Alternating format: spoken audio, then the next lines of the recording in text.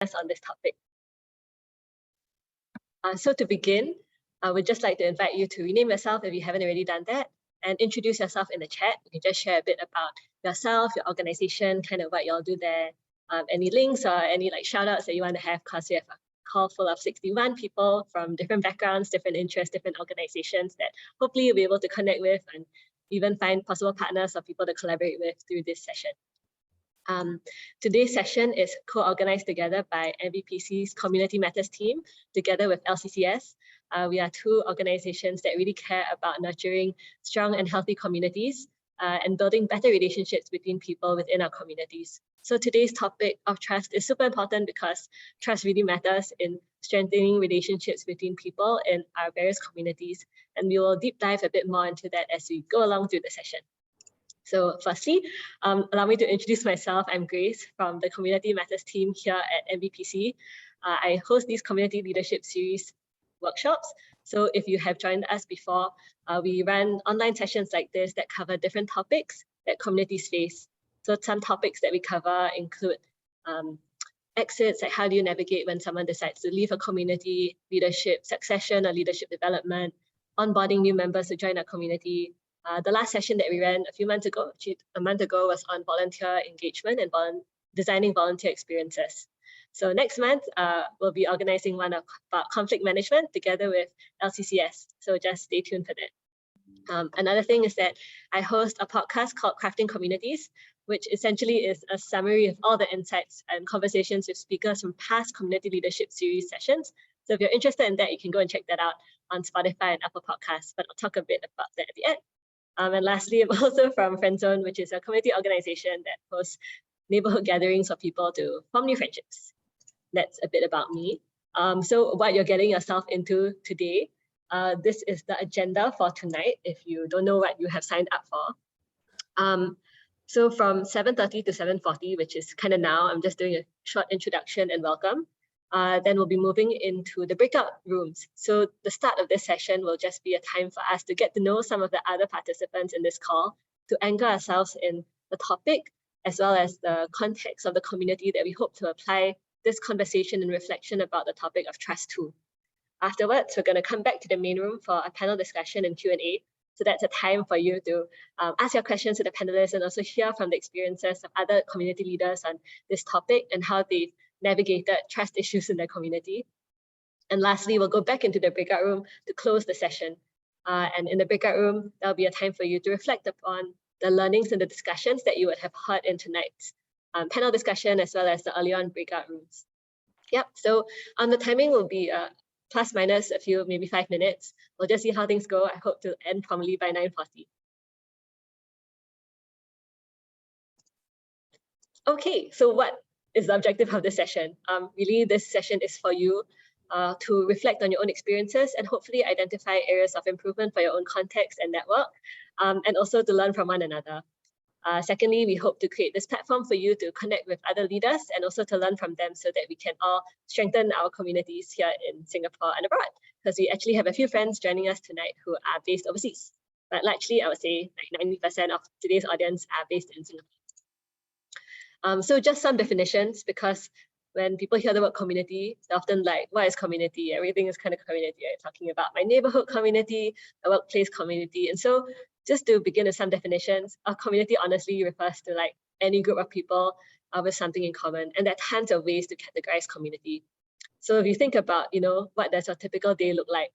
You may start your day like getting a drink or like a kopi or teh C or a latte or Americano from a nearby cafe. You could be part of the coffee community and like tea drinkers community. Then maybe you may go to a co-working space or your office for a day full of meetings and interactions with stakeholders and partners or clients. And that's also another part of a different dimension of your life, different community that you may work with. So it could be your organizational community, it could be your workplace community. And then maybe after work, you go for some recreation, maybe playing some sports, going for yoga lessons, walking your dog in your neighborhood. So there are lots of different ways that you can define community.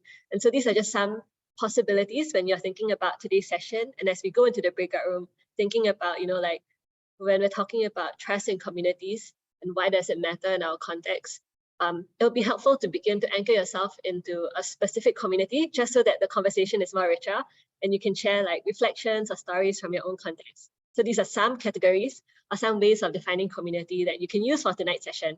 So it could be like a cause that you care about, or maybe your workplace community. It could also be a community related to a place, like a physical space, or maybe an identity that you resonate with. Yeah, so this is the broad overview of defining community. So what we're going to do real soon is we're going to go into our breakout rooms. So you may see the number beside your name. Some groups may have more people than others. Generally, a group should have about 4 people. If your group has slightly less than 4 people, we may merge some groups as we go along. And in the breakout room discussions, which are going to be for 20 minutes, what we'll begin to do is we'll just invite you to introduce yourself to one another. So we actually have hosts and facilitators who will be facilitating this opening circle, and then for you to get to know one another, answering these questions about what is trust and how does it matter in your own community. And then later we'll move on into come back to the main room for the panel discussion time before going back into the breakout room again to reflect and debrief. Before I continue, does anyone have any questions about today's program? You can just shout out in the chat. Otherwise, house grouping, mass grouping. Okay, you can just quickly merge them now. I think you can open first and then we can merge them afterwards. Yeah, so we'll be opening the rooms and then you can float into your rooms. If your rooms are a bit small, we will regroup them, so you might have to move around in a bit. But yeah, we'll be opening.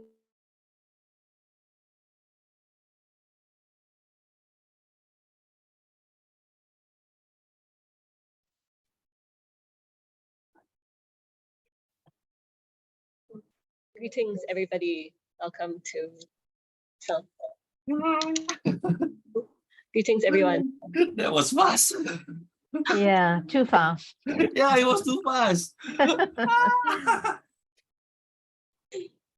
Okay, hi everyone. Welcome back to the main room. Hope you had a good conversations chatting with the other people in your breakout room. So I think some people found that it was too much time. Some people found it was too little time. I think it also really depends on the number of people in your room, because we had a few more people that showed up and a few people who dropped out. So some of the rooms numbers are a little bit imbalanced. But I think generally there should be about 3 to 4 people to 5 max in each room. Yeah, so anyway, hope you had some good anchoring conversations to get you energized for the rest of tonight's session. Yes, so I'm going to share my screen. We have just completed breakout room number 1. And now we're going to move on to the second part of tonight's conversation, which is a panel discussion with our speakers for today. So we have 3 awesome speakers, Dr. Danny, Swathi, and Andrew. You may have met some of them because they have been in your breakout rooms already. So yeah, I guess you kind of heard a bit of their sharing maybe. And hopefully they have had a chance to refine what they're going to share, because they'll be sharing a little bit of it again in this next panel sharing. Dr. Danny, Swathi, and Andrew come from very different backgrounds. So we know that for today's conversation, we also have participants who come from a variety of backgrounds. So there's some people from companies, some people who'll be thinking about the workplace setting, some people from nonprofit organizations. They can be new ground up groups, new charities, new CLGs, new IPCs, all the way to voluntary groups, which are unregistered, right? And there's also people tonight here from just all sorts of different headspaces, from people who are on boards to people who are volunteers to people who are staff to people who are bosses and leaders. So as you go through tonight's sharing, hopefully you'll be able to pull out principles and ideas as we dive a bit deeper and think about this whole idea of what is trust and how does it matter in our communities? What do we do when trust is broken? How do we restore it? Okay, but enough for me. I'm gonna hand the time over to our different speakers to introduce themselves. So they'll be doing a short, quick introduction about themselves, as well as the community context they'll be sharing about tonight. At any point in time, if you have questions, feel free to ask them in the chat. We'll be having like a structured Q&A first before open Q&A. So as the speakers are sharing, feel free to respond to one another also. You can use the chat to like say, yeah, that's cool, or like, I totally agree, or like, oh, in my context, it didn't pan out this way. Yeah, so over to Andrew to give his introduction. Okay, thank you so much, Grace. Yeah, my name is Andrew. I won't say my age and all that. So I'm a co-founder with Breakout Cycle. What may not be obvious is that I'm an ex-offender myself. More than 20 years ago, I was incarcerated for a gang-related fight. Upon release, I re-offended again, 3 years later. So it was after my last imprisonment that I decided to change my life. So hence, the last 20 years since then had been a journey of rebuilding my life and reintegrating into society. So since today's topic is about trust, right? I would like also to add that the journey has also been about regaining trust, right? Regaining trust on a personal level first, regaining trust from my families and friends, as they were used to me being disappointing to them, right? I was unreliable. In the process also, I also had to learn how to trust myself. Yeah, how to handle relationships, how to handle responsibilities. I tend to always mess up and screw up things. So anyway, fast forward to 2020, about 2 years ago, my friends and I started this ground up called Breakout Cycle. We essentially use cycling as a sport to support ex-offenders in breaking the cycle of recidivism. So in case you did not know, right, the recidivism rate in Singapore is 40%, which means, right, almost half of those who are released from prison re-offend within 5 years. Yeah, almost 50%. Right? That's quite staggering, quite disturbing, right? So this is a social mission of ours, we just don't cycle, but we cycle with a purpose. So I sort of marry my passion with my mission as well. Because all this while, the 20 years, I also have been volunteering on the side, while working, using my past to help other ex-offenders. So back to the ground up, right? Break the cycle. A critical element is for the ex-offenders themselves to trust our cycling community, right? Where they will feel accepted and feel safe to be who they are, regardless of their past and their background. And of course, it is also equally important for our volunteers that make up our community to trust us in what we do and what we stand for, and knowing that they will not be harmed or scammed by our ex-offenders whom they will meet, right, and ride with. Another aspect, another stakeholder would be our aftercare sector partners whom we work with in the government and also community, such as halfway houses, because we know that this social mission is supposed to be shared and can only be achieved by collaborating others in the same space. So we know our part in this whole ecosystem. We play one part only, the reintegration, and we need to collaborate with the rest to complement. So it took us quite a while before some of these partners recognize Break the Cycle, as credible, as serious partners, and then recently they started to invite us to work with them.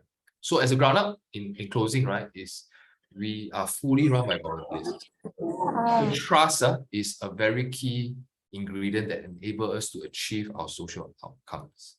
That's about it. Thank you, Grace. Over to you. Thanks, Andrew. I love what you said about really considering the various stakeholders in your ecosystem and needing to, begin by also trusting yourself and then establishing trust with one another, and even recognizing that certain stakeholders need some time or some intervention to build that trust between different groups of people. That's right. Over to you, Swathi, for your introduction. Thanks, Grace, and lovely to be here. Hello, everyone. I'm Swathi. I work for an organization called Common Purpose. So a bit about myself is that I've never stayed in any city for more than 7 years. So Singapore is my longest stay ever. And it comes with its own pros and cons, because every time I find myself in a new environment, the first thing I need to do is to build trust. And that's been my life journey right from my childhood till now so far. So it's an interesting word and emotion, I think trust is a lot to do with emotions.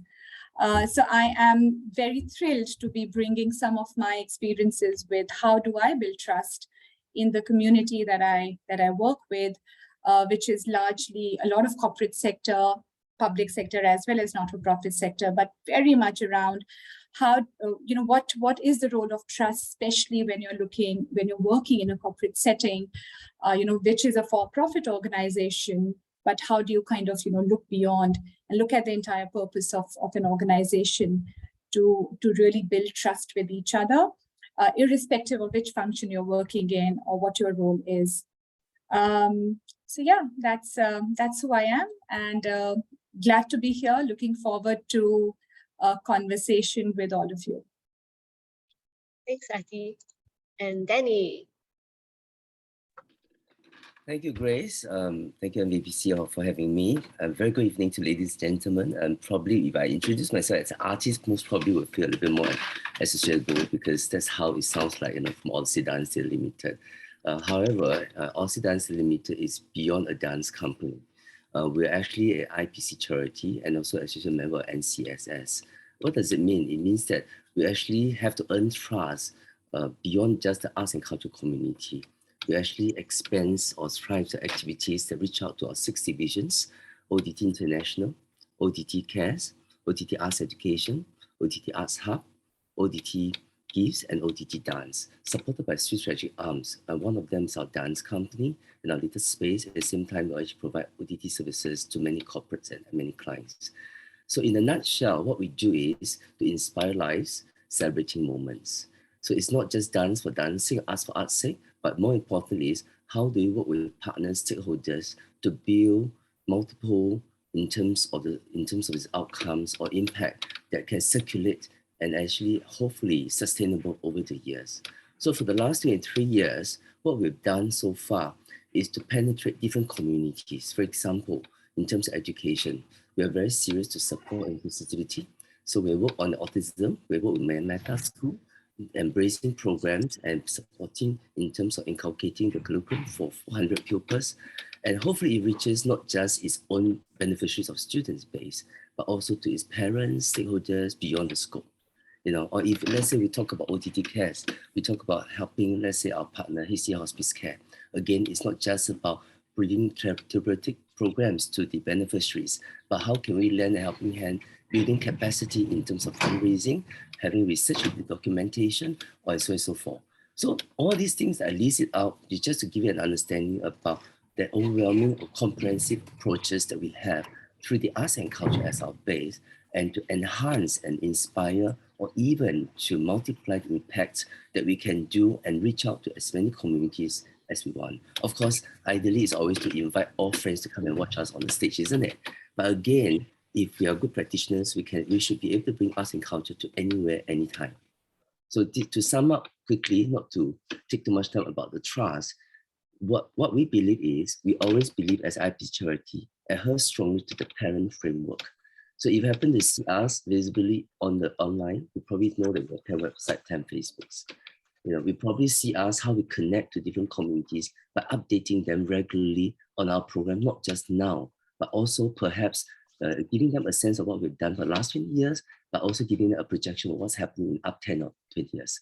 So I guess the trust is about time. How much do we journey with our clientele, our beneficiaries, our stakeholders, to allow them to give you a leap of faith? Because at different contexts of time, when people don't support you, doesn't mean they don't trust you. When the things is not successful, just not because they don't trust you. So trust is a very, very, I would say it's a very fluid term that we have to start to think about. When a person don't trust you, doesn't mean the person is your enemy or a person dislike you. I think we have to look at it from different angles to situate trust as a predominant principle to guide us along in order for us to have more friends journey with us to serve the beneficiaries or the sector you belong to. So that's for me at the moment now. Thank you so much. Thanks, Danny, for that introduction. If you notice, I'm taking notes in the chat. These are my comprehensive live transcription of some key points that the speakers are sharing. So if at any point in time you zone out a bit, then you want to like catch back on the conversation, the notes are there. I may not always do this, just depends on my level of focus. But yes, this is also a reminder, if anyone wants to add on to the conversation at any point in time, please do use the chat. So I guess I'm not the only person chatting to myself in the chat. Yes, so just to give overview of what to expect. There are two parts for this panel chat. So the first one, there's some questions that we pre-planned, or I have planned, that I'll be asking to Danny, Swathi, and Andrew.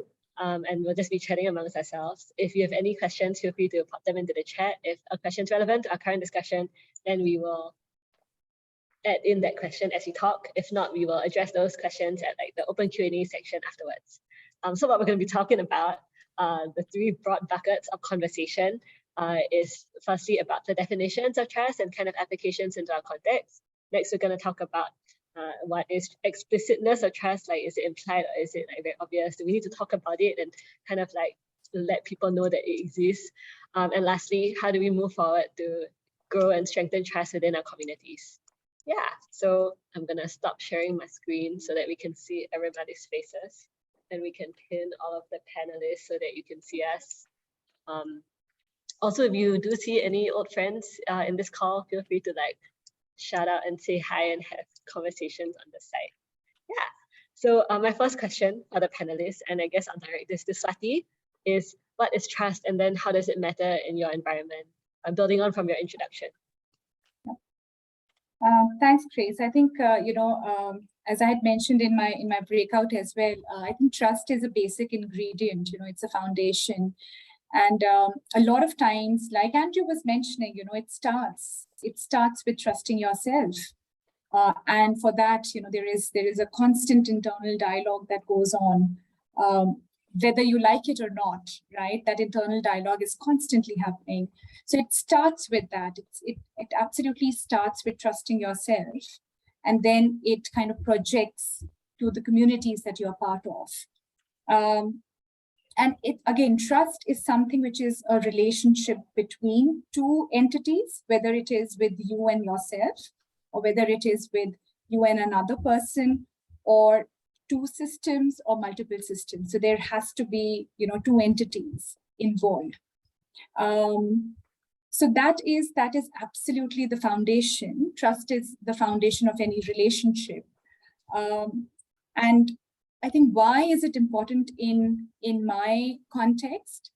I think both personally as well as professionally, and I don't like to use the word personal and professional, differently, because it is the same. You're the same person whether you're in your personal life or in your professional life. But just to kind of give you a context about, as I mentioned, I have lived a nomadic life, and which meant that I found myself in newer cultures, in different communities at different points in time. And it meant that, to be able to be accepted in a new community, I think the first thing was to really build trust. That was true even when I moved to Singapore, because it was not just about changing geographies, but it was also about moving sectors and finding a new life in terms of both the personal space and the professional space. And when you kind of move into a new space, again, you don't know anyone, you've never worked here before, you don't know the ways of working, you don't know how people, what are some of the informal ways of getting things done. And that it's a process, it's a process of letting off your guard and really showing who you are, so that others are able to appreciate where you're coming from. And I think one of the biggest things that have helped me is the motivation. What am I doing and what is my motivation, and can I communicate that to the other? And I think a lot of times trust is not formed because a lot of these motivations are self-oriented, while even though we know when we are working in an organization or in a team, we are kind of working towards a larger goal. But most of the time, we are quite short term in the way we approach things. I want this to be done because, it will be a tick box in the things that I do.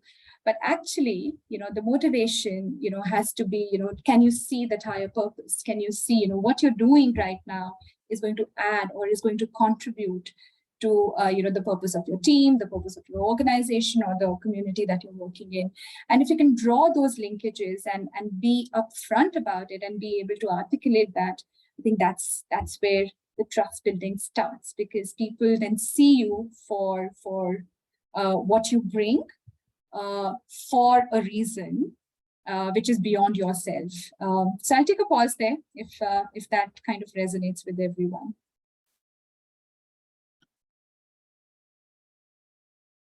Andrew, want to add on? Yeah.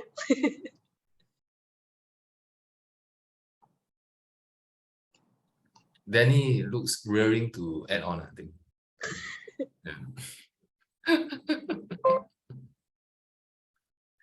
Yeah. Sorry, regarding. Oh, the topic of trust in your community. Oh, okay. I think essentially the community is all about people, right? Trust is about people. It's about relationships. Right? It's I think in today's context, there's more mistrust than trust, right? Put it this way, right? Because I think it's because of how polarized our society is, and exacerbated by social media also, because there are so many points of views that we are hearing. Yeah, so it doesn't help. Yeah, technology also. Although we are connected, but we are not really connected somehow. Or we are close, but not really deep kind of connectivity.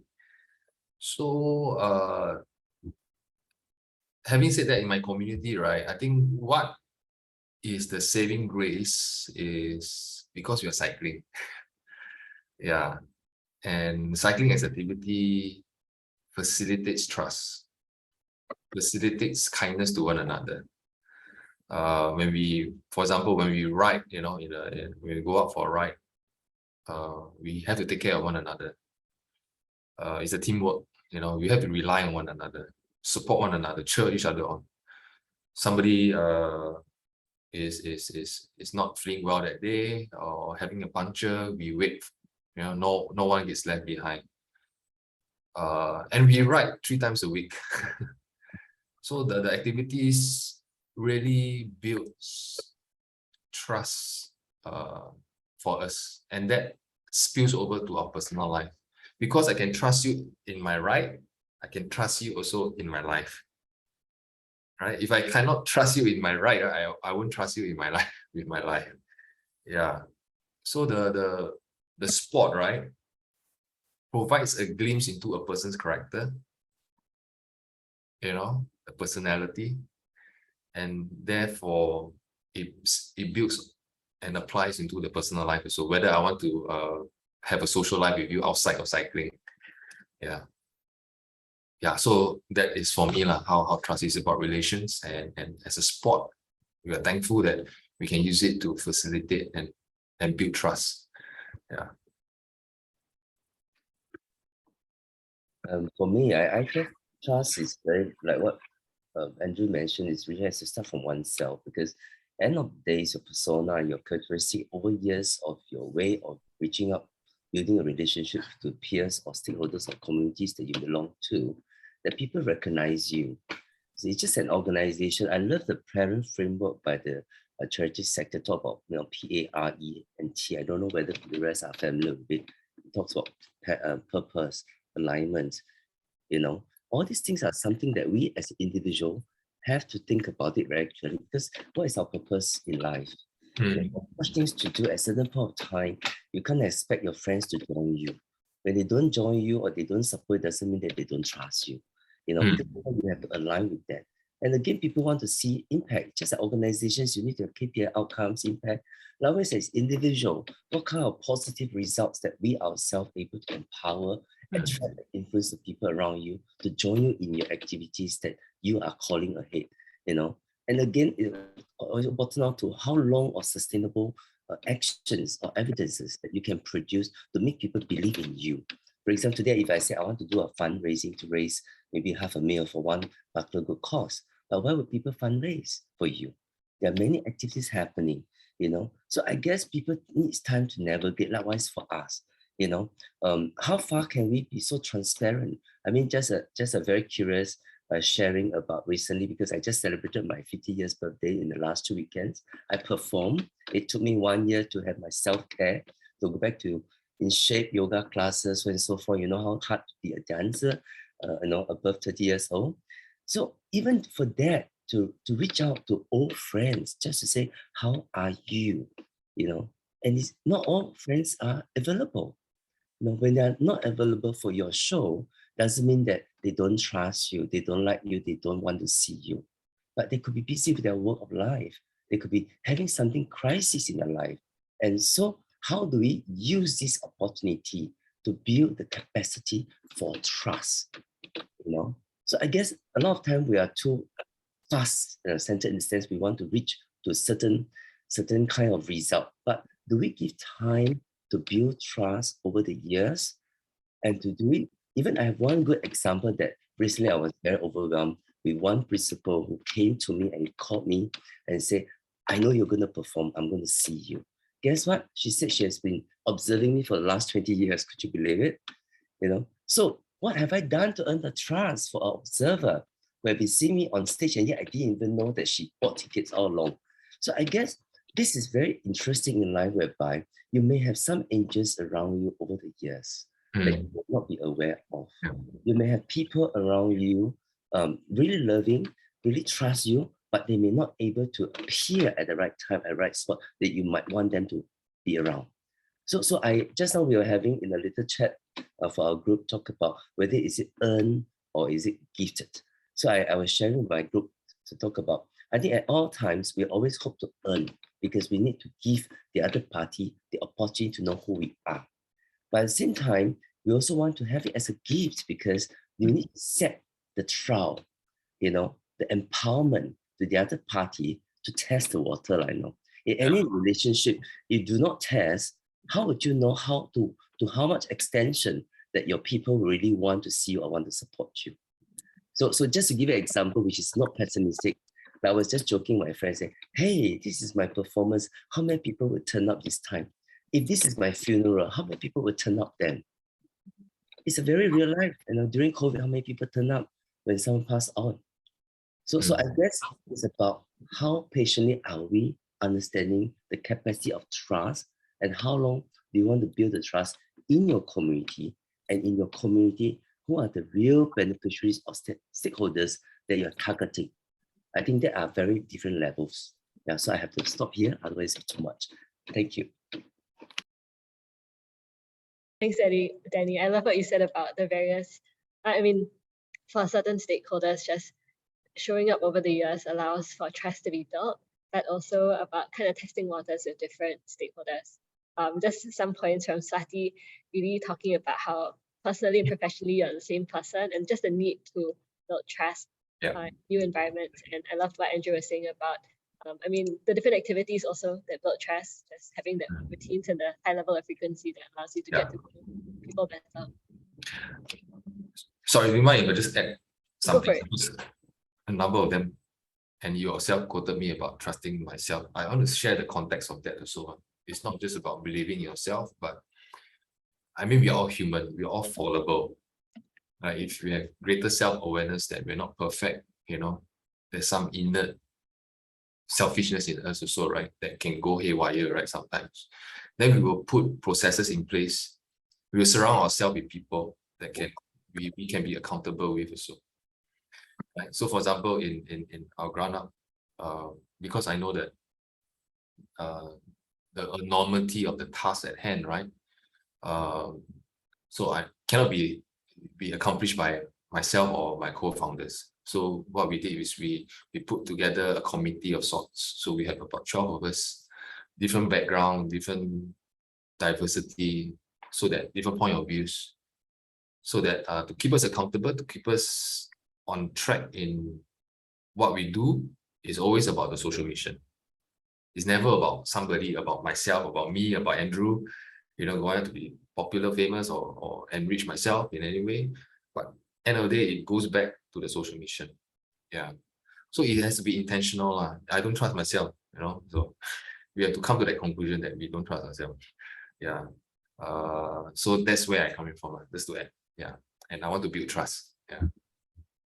I just want to add on to Andrew about don't trust him, but trust organization. I think this is very important, especially for me. I'm the founder of Odyssey Limited. Many of my clientele supporters over the years will come, Danny, I'm here to support you. And I always have to tell them, don't support Danny, support the organization mission. Because one day Danny would die. And of course, the other next thing people will say, Danny, you should start up your legacy. I say, I have all my books in the National Library. You want to support having legacy? It's for the good cause. It's for the next successes planning, next generation of people can build on the capacity and continue to do good work. So I guess trust over here, which Andrew and I both will probably agree on this topic, is about how do you sustain and expand the concept of your communities through your trustworthy action. I think this is very important. How do you multiply? Yeah, this is why my organization, Odyssey Dance Limited, is not Danny Tan Dance Company, or it's not just a dance company. Over the 23 years, we have been stretched and expanded because of the need and also because of the trust from diverse communities that allow us to expand our programs to reach out to as many people as we can. So I guess it's a two-way thing. On one hand, you as an individual or as an organization, you have a mission statement, you wanted to do something that you're comfortable or your board is comfortable. But at the same time, it also depending on the setting that you have. What is the real needs? What are the vacuums that is available that allow you to open up the spaces, to venture that kind of trustworthy platforms to multiply the impacts. So this is something that I'm very excited. I hope to meet more like-minded friends who can tell me what more can I do in the art sector or maybe in this social sector. Thank you. I would just like to kind of, provide perhaps a slightly different view in terms of, that yes, trusting individuals versus trusting organizations. I think we can hold both in the same spirit. However, in my experience, it is very much about, people buy you first before they buy your organization, right? And how you connect to the organization that you're representing. Or, I mean, organization, I'm talking, in the corporate parlance, but it could be a cause that you represent or a passion that you are pursuing. And I think that builds credibility. So the credibility is granted by an individual in terms of showing their commitment, their how much do they know? I mean their subject matter expertise. I think this is something that we were discussing in the breakout. And Tham brought this interesting model about how do we build trust. And there are 4 ingredients. It's the first thing starts with credibility. So what are the words? Right? What are the words that you're using to communicate? Are you very clear about your expertise, or do you need to work more about getting or acquiring expertise around the area that you want to build your credibility in? The second is about actions. Once you have you can't be all words and no all talk and no walk, right? Yeah. Or no cycling in your case, Andrew. So there has to be an action, right? So which is about reliability, and you build reliability with action. So it is about showing up on a daily basis, on a persistent, consistent basis, and that's exactly what I think Danny was mentioning. And who shows up? There are individuals show up. Right? I mean, yes, it is, you're part of an organization or a system, but it is the individuals, who will show up. And the individuals are the ones who are building those connections. So there is an emotion involved there, and it's about intimacy. So how do you build that connection? How do you create that that ecosystem where people are saying, I trust you, I know this person will show up because they are reliable, and they will stick to their words. Yeah. Because their motive is larger than life, right? Because their purpose is impacting their communities, impacting consumers, impacting stakeholders, and whatever communities you can think of. So it's very much about that process. And so therefore, I think individual plays an interesting role, because the moment we put that burden onto the organization, there can be a snap there. Yeah. I think it's also interesting because it might also depend on the stage that the organization is in. I mean, for new organizations that have just started, I think definitely it would be on the founders or the co-founders or the piloting team, the pioneering team, right, to build that trust with partners and stakeholders, funders, and different communities. Whereas over time, once an organization is established enough, through the repeated actions or the credibility that has been built over time, then as the leaders start to step down or to hand over to the next generation of leaders, then the trust hopefully stays with the reputation of the organization, right? And then that continues on so that the work and the mission can continue on. Absolutely, Grace. And that's where I think the role of the leader comes in, where while you have a personal trust with your stakeholders, how are you empowering your teams to ride on that trust, and so that they are able to take that relationship forward. And that's where I think what Danny was mentioning about how do we use trust to empower others. It's about giving trust, and while you are able to earn, how can you use that to empower others so that they are able to get inspired and join the mission of the organization. I mean, don't mean to be controversial, right? I mean, as an example, this is an example, right? We have our Lee Kuan Yew, right, who led the way and the party to govern Singapore. Even with his passing, we still trust the party, right? Most of us still vote for the PAP.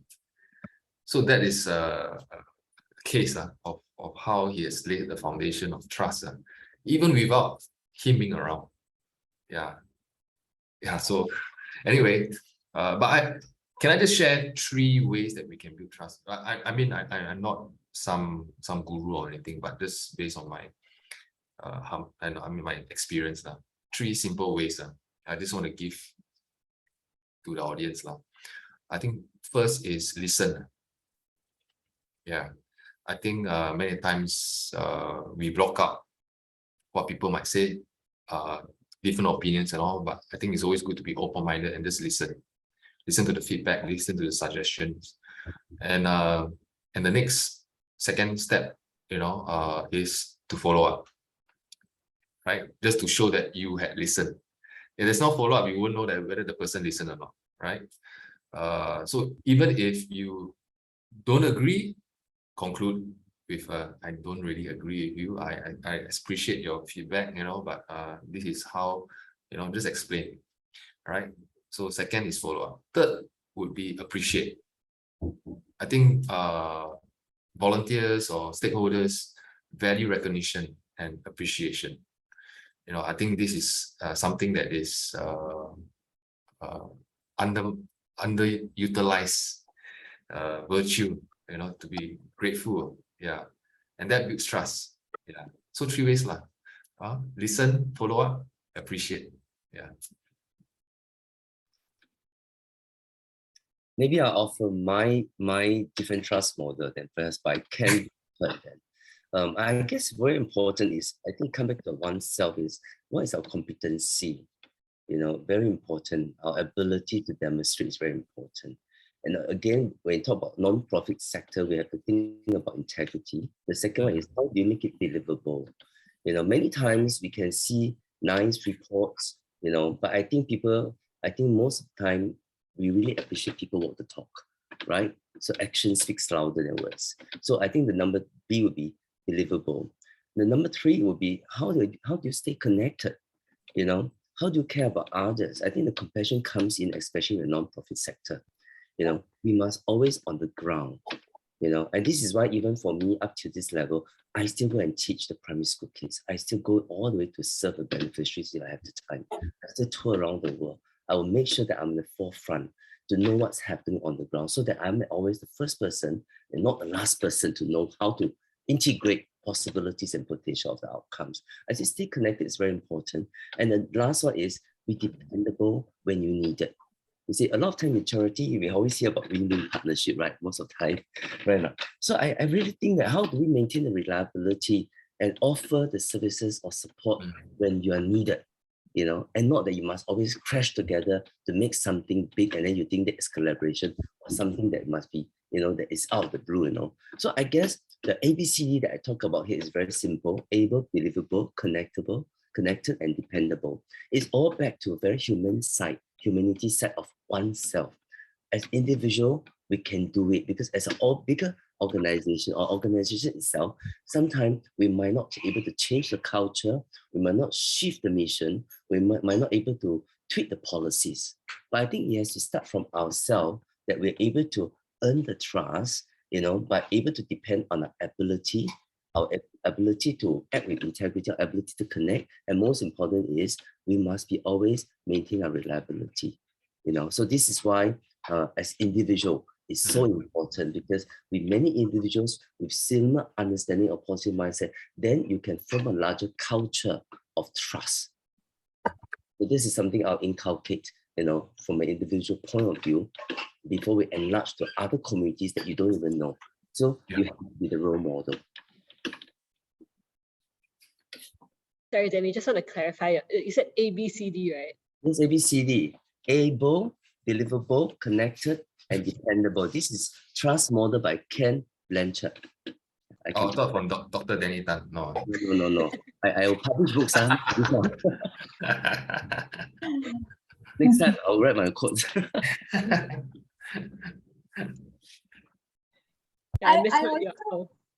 Swathi, go ahead. No, I was also just thinking, I think everybody on this call, have experienced trust in one way or the other, right? And we have in different forms, so I think we get the basic essence of it. I think how it shows up is interesting because, every system has its own characteristic, right? And I think that characteristic can change, right? Like individuals can change, so can systems be.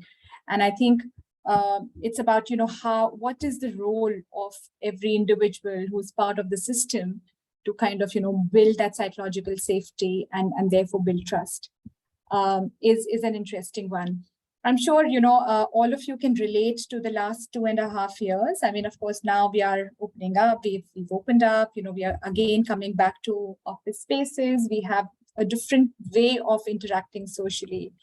But if I kind of take you back in the early 2020, where, we found ourselves in front of a screen, having to work with teams, without knowing how can we work virtually.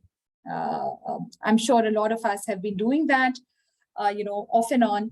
But yeah, when it actually hit us that we had to do it day in and day out, there was at times there was a lot of trust loss, and at times there was also a trust gain, right? And I think just to if you can recall as long back as perhaps April or May or June 2020, I think they would, you'll be able to visualize certain behaviors that helped build trust or break trust, right? So some of our work, I mean, some of the groups, the communities that I was working with at that time, especially in the corporate sector, was very much around, the sense of fear that everyone was operating from. There was a lot of uncertainty, and there was a sense of fear that, because I don't show up, at work, will I lose my job? Okay. Or, how do I prove that I'm still a part of the team? Or how do I prove that I'm contributing to the organization, or I'm contributing to the team? And when people would not be able to be present virtually, it automatically meant or was assumed that you're not working. And it created that cycle of, okay, I need to be available 24/7. So I need to be, seen as logged in, or, responding to messages. And then, of course, we had this whole set of Office 365s, that took our lives, right? So we were all on Teams and different collaborative tools where, or Slack, or I'm sure a lot of other tools. And we found ourselves as needing to respond, within a second, within a minute of anybody reaching out. And that really created a whole sense of lack of trust, within teams and within organizations. And therefore a lot of, and all of that was seated in that fear. Fear of whether I will have this job, fear of whether my team will respect me, fear of whether I lose my customers, fear of uncertainty. So a lot of times, trust building or not losing trust when we are faced with situations that we have not experienced before is also about, checking back the basics. Where is this coming from? What are my feelings that is motivating the behavior? And no matter what I believe in, whatever my core value is, my behaviors will always be governed by the feelings. And a lot of times those feelings have a mismatch with my core value. So yeah, that's something that I wanted to kind of bring up. Thanks, Swathi. I think Justin had a comment in the chat. Fear hurts trust, but can fear also be a motivator to work towards trust? I think just thinking about that question out loud, it's also, I suppose the fear can also inspire conversations or motivate conversations, right, between like managers and supervisees about expectations, especially in the new norm, and even like returning back to work, like all of those different changes. Do you have any thoughts on this point about, can fear be a motivator to work towards trust? Fear can be a motivator only if it's expressed. If it is not expressed, it cannot be a motivator. So it's okay to be fearful, but you have the right environment where people are able to talk about their fear. Only then it will be a motivator, because then you have a response to the fear, and you'll find a reason to justify the fear or to elevate the fear. Does that help? Any thoughts? I want to maybe pull a little bit away from this conversation to leadership, since we're talking about community leadership series here, isn't it? I think for trust itself, leadership, trust is the foundation for leadership, isn't it? I think most of the time, if you run your organizations, how often do you bring them through a cycle of trust? How often have you taught the processes of building that trust? We always think about team bonding. We always think about building projects together. We always think about developing something, work it out, and then hopefully meet a KPI, and then we have an outcome. So just to respond to Swathi just mentioned about how COVID has actually impacted on us using Zoom, the degree of trust, or rather in terms of the fear. I think all this brought down to the point that as leaders, how do we actually empower ourselves with the understanding to build trust, within our work dynamic or within our workflow? So I just want to highlight is how often do we think about transparency? in terms of our working, because that's why, especially in Zoom, you can box people into different rooms, isn't it? Like we do not know what's happening at the other part of the world. It's actually creating some form of politics if you happen to have too many boxes. So how often do you really open up? So it's about choices, At the same time, what kind of reflections are we talking about? And how do we build the united forces together? Whether it's in team forms, whether in Zoom, whether it's in face-to-face. To me, I'm very privileged, to be honest, because prior to the COVID, I always been using Zoom. I've been traveling around the world. So when the COVID came, the kind of technological requirement has not impacted us. In fact, we enjoyed the last 2-3 years using all these apparatus. So it's also very interesting for us to think how advanced we are to make use of technology to build unforeseen, potentials, or to meet unforeseen crises. So I think at the end of the day, how do we really think about service leadership? When we talk about service leadership, we always think about serving the clients and beneficiaries. What about internal communities, internal organizational partners, internal so-called organization stakeholders? So I guess it's very interesting. And then to go through the entire 2-3 years of this COVID crisis, I think the keyword about technicity is so important. How often do we pull through the time to allow people to see your ability to overcome challenges despite all these crises? So another model I thought is very interesting to share is trust. It's a leadership trust model. So I guess it's about that time, that you bring your colleagues, your teammates, or your communities to enjoy the processes, so that you're together, you bond, you reflect, you unite them, you serve them, and then you go through the hard work. And then I think you earn the trust ultimately, because they see you doing the same thing. So it's just one very candid example that I always like to seek my young people's opinion. I always ask them, do you wash toilet nowadays? It seems very simple, right? But you'd be surprised.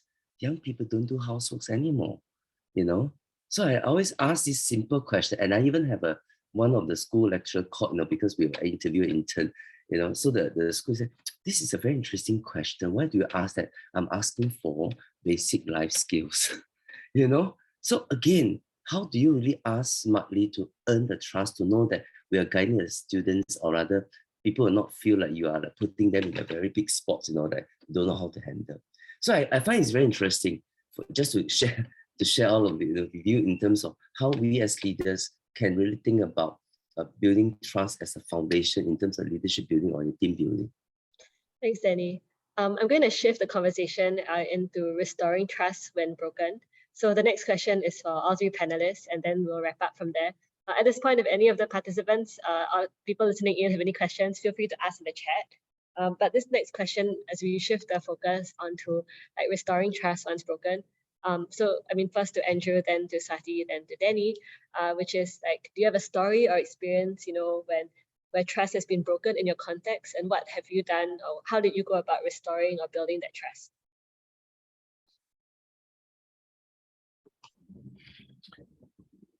Yeah, I had experience in our community in the initial stage where we just welcome everybody. Now we're a bit more selective. So what happened was we had someone who was quite toxic in our group. Yeah, and he's also an ex-offender. So what happened was he left, after a disagreement about how things are done and all that. He's quite a vocal person, and someone that wants people to listen to him, and if people don't listen to him, he's not happy, that sort of person. So of course we always respected him, as we respect everybody. But it come to a point where he got fed up, and he decided that he want to leave, and then what happened was he left. It's fine, we respect that. Although we asked him to stay, there's no need to leave over a trivial matter. And then he sort of pulled people out, of course we couldn't stop that. It's not we're not an organization or so. We're just a community. We're just a all group of volunteers cycling only, not earning a living from it. So we were not looking for politics or whatever. So we didn't stop or say anything bad, but always on his camp, he was always bad-mouthing us.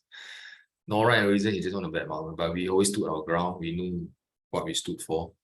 No, we didn't badmouth him. But after a while, we also found out that he had been scamming people also.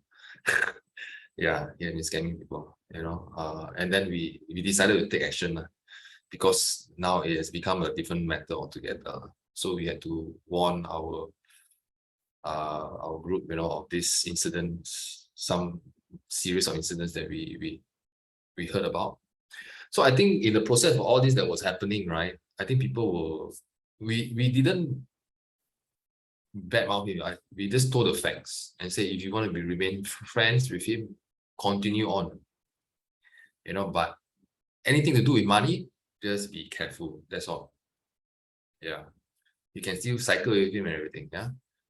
So I think in the whole process of it, the crisis was an opportunity to show what we stood for and how we carried out our values. Right? Yeah. So that is something that happened, but although it was a painful process, because you always have to keep quiet, we take the higher road, we didn't want to justify or validate our actions or any sorts. We let people decide on their own. We're all adults, who's telling the truth or not.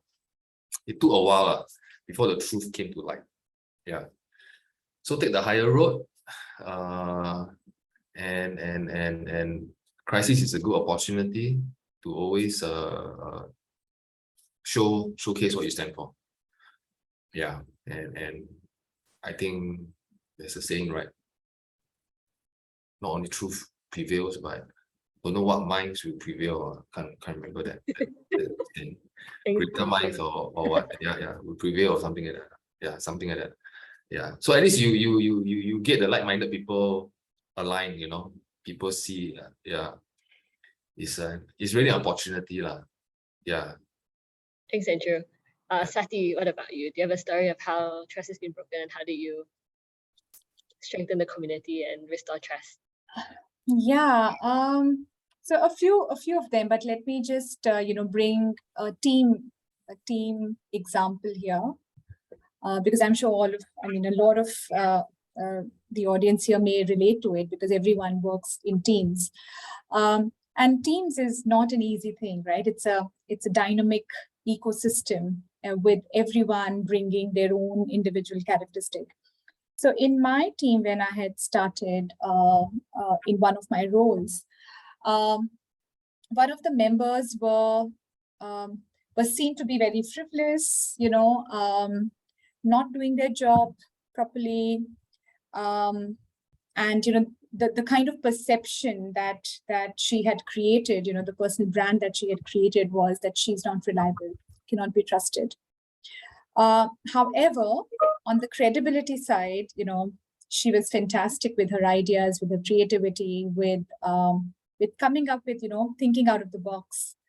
So there was surely a trust issue there, and the team was feeling a bit of a sense of loss that somebody is able to walk away with not doing their job properly just because they are smart aleck, right? And I'm sure you'll be able to relate to a lot of these such kind of characters. And I think what we did was, what I did was as a leader of the team, was to really sit her down and pin her down to her motivation about why is she still here. And because it's not a very healthy place to be when you do not when you don't have a camaraderie with the team that you're working in, right? So there must be something else that's driving her, or there must be something that is or she's missing the point, right?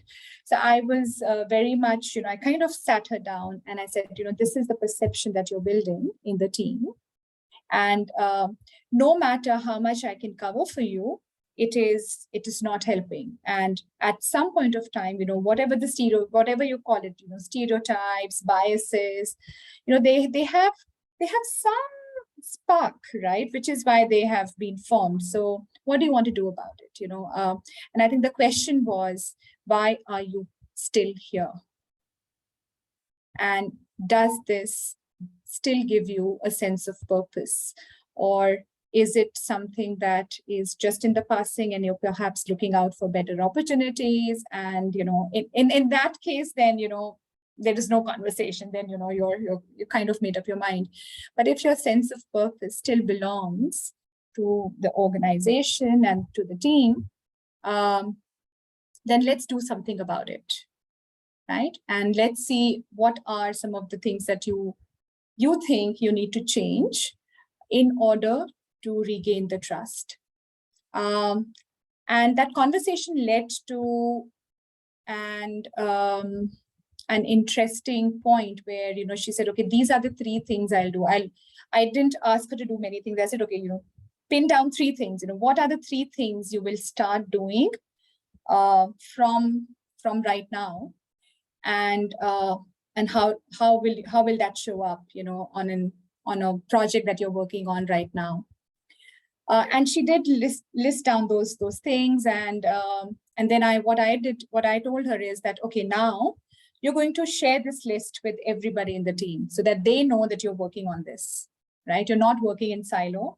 They will support you in making you accountable to the 3 things that you have decided to pursue or to change or to show up, right? Within 20 days, there was another incident of, a lot of conversation happening in the team that, it doesn't work. She's done that again. And so yeah, I mean, it wasn't a smooth ride. It took us a while to kind of get there. Eventually, the outcome was eventually within a year she left, but for the right reasons. I think if she would have left at that time, when I had that conversation, it wouldn't have been for the right reasons, because she still held the sense of purpose with the team and with the organization. A year later, her sense of purpose changed and she left, which was okay.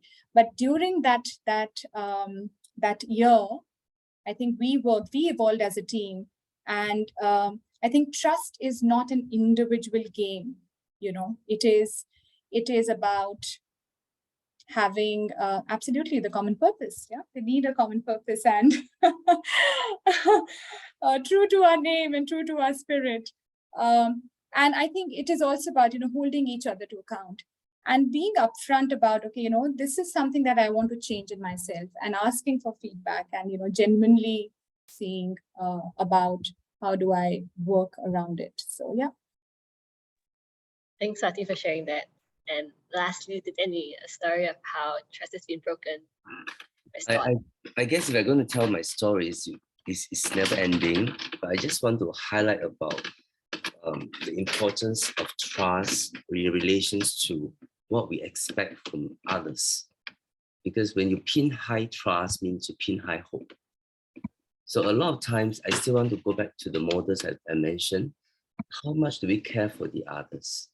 I mean, in our working life, in our life, probably we feel hurt many, many times, whether it's in office or whether it's at home or whether it's personal friendship, you feel being distrust, because a lot of times you feel like I have expected this, but sometimes it may not be trust. It could be your own expectation that is exceeding that personal trust between 2 persons or between you and the community or you with the agenda.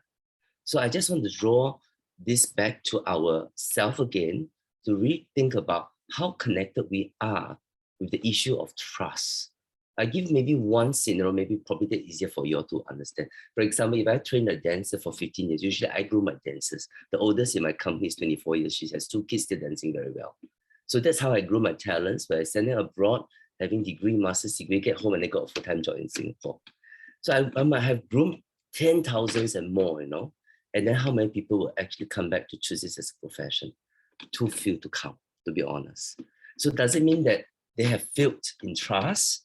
Does it mean that I pinned high hope on that I trusted them and yet they didn't deliver? Of course, I was upset or disappointed.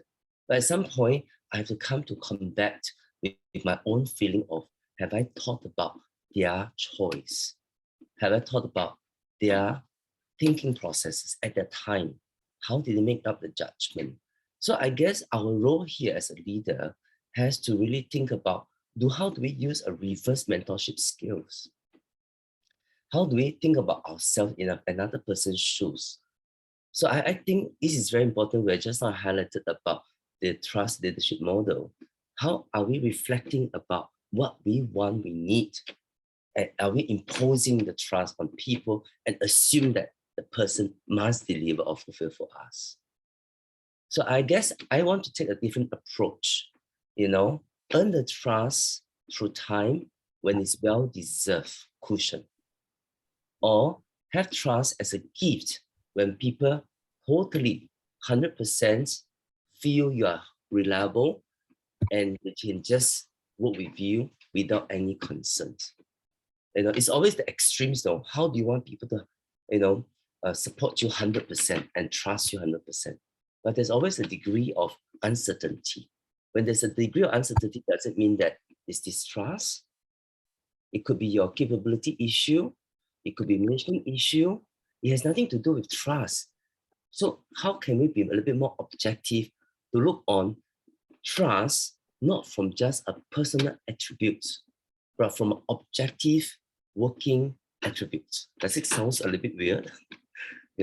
Because a lot of time we talk about trust is always about person to person, but we never talk about how do you contextualize trust in a working space, professional setup, or trust in a personal mentor and a mentee relationship. It's a different, or coach and coachee is different, or a CEO with the management level, the trust is different, or CEO with the line of managers is different.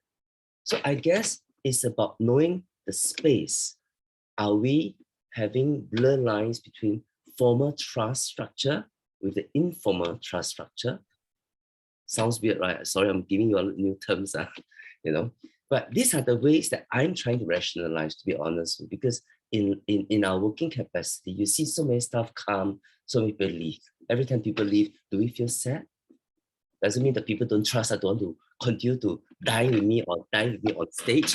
What I say is very funny. Artists always say we want to die on stage, So I don't think that is the thing that we are talking about trust anymore. I think we should be talking about trust, elevating the human spirit, elevating new projects, elevating or uplifting certain kind of opportunities to build certain new empowerments that we don't even know what it's about. So for me as an artist, I think about creativity, I think about innovation. So I really empower trust to the other person and just wait there patiently, be credible, reliable, compassionate, and wait there. And hopefully it's my turn to journey with that.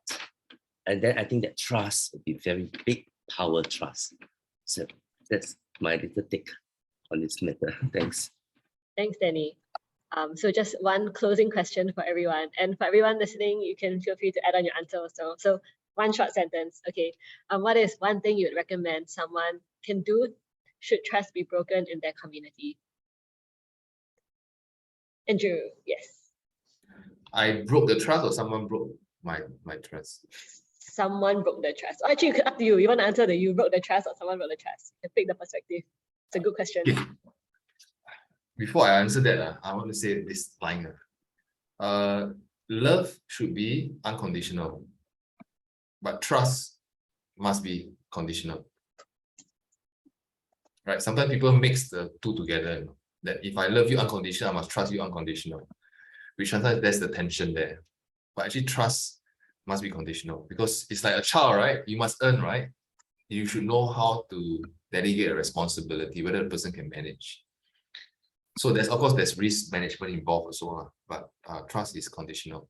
So to your question about how do we mend a broken, when trust is broken, right? I think there's no formula. It takes time. It takes two hands to clap. I think one thing is showing signs of what you call that, correction, of positive behavior to gain back the credibility.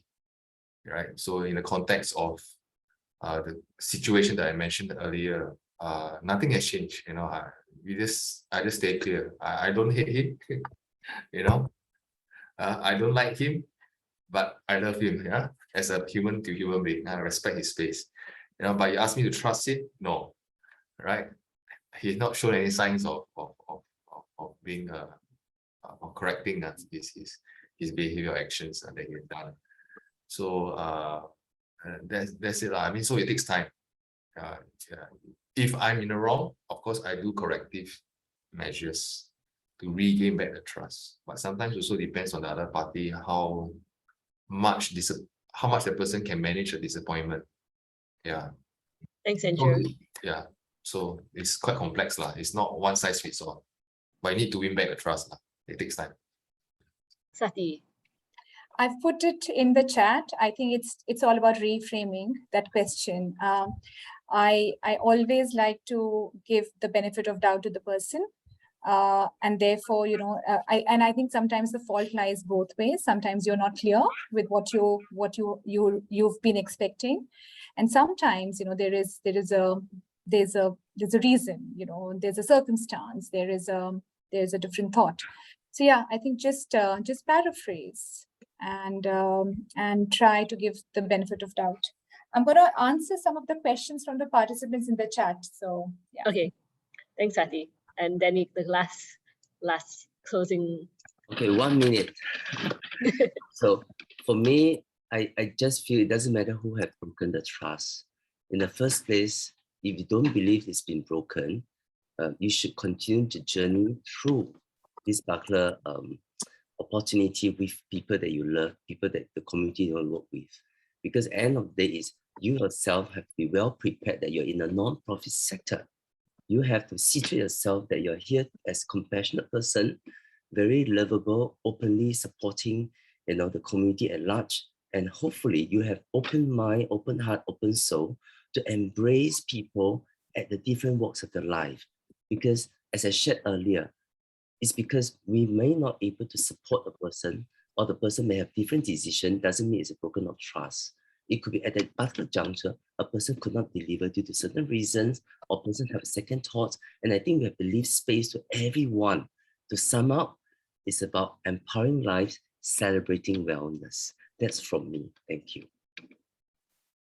Thanks, Daddy. And that wraps up our panel for tonight. So thank you so much to all our panelists and for all the participants for all your conversations and insights and frameworks in the chat. We're now going to take a group photo before we go back to our closing breakout room and just some announcements. So yes, for the time, I'd like to invite everyone to turn on your videos, and one of my colleagues will be taking a photo. Remove all the spotlights. Remove all the spotlights. Remove all the spotlights. Okay.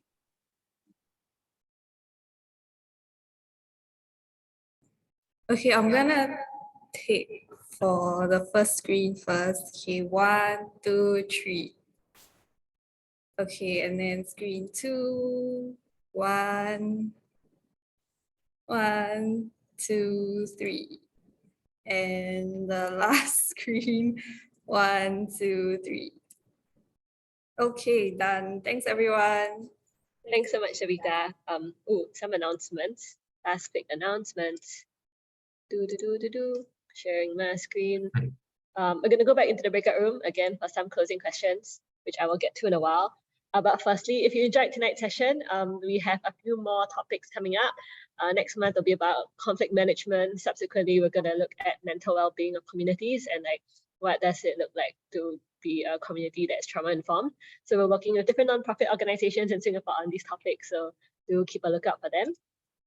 Also, we have a podcast called Crafting Communities. If you have seen our previous topics before, we cover topics about onboarding and leadership succession and navigating staff departures or team departures. So you can check out our podcast called Crafting Communities on Apple Podcasts and Spotify. And lastly, we will be going back into our breakout rooms for just a time to kind of debrief, because I think a lot of things came up during the session. So yeah, thanks so much everyone for coming for tonight's session, and we'll see you again hopefully at the next community leadership series. Bye bye. Thanks everyone.